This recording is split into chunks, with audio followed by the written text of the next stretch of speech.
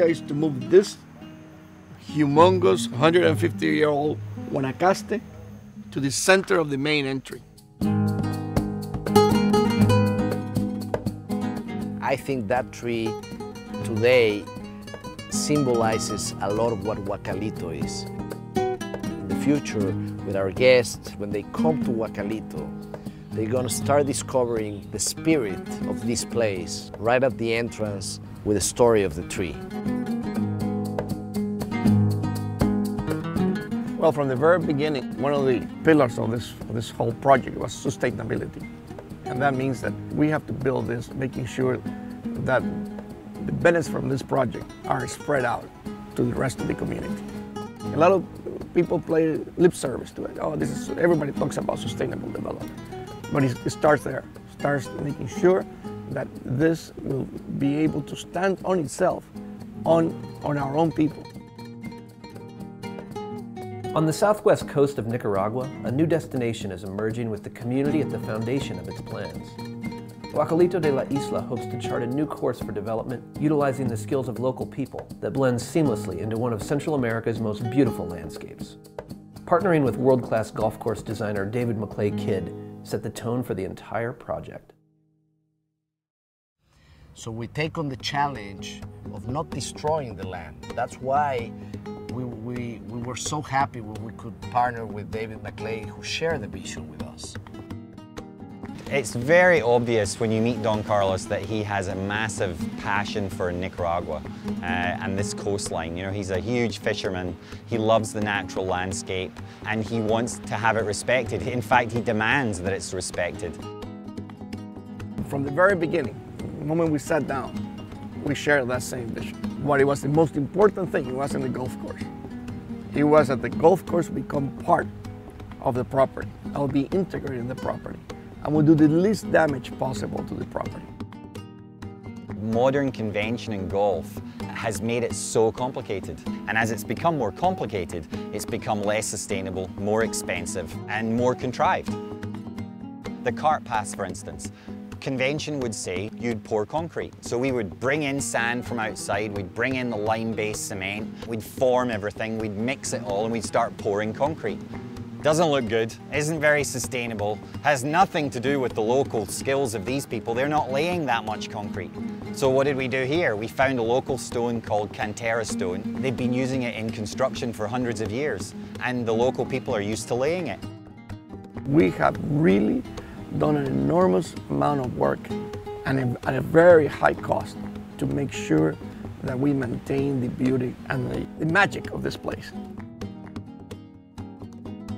And so that goes on to other things. Drainage. Conventional wisdom would dig trenches all over the golf course and lay plastic perforated pipe. Well, if you look at nature here, it all runs to natural dry arroyos and then flows out to the river and then out to sea. Well, all we've done is we identified where all of these arroyos were, and we've worked the golf course through them. We're putting almost no contrived piped drainage in the ground. You start building this world-class destination with your hands, and literally is with the hands.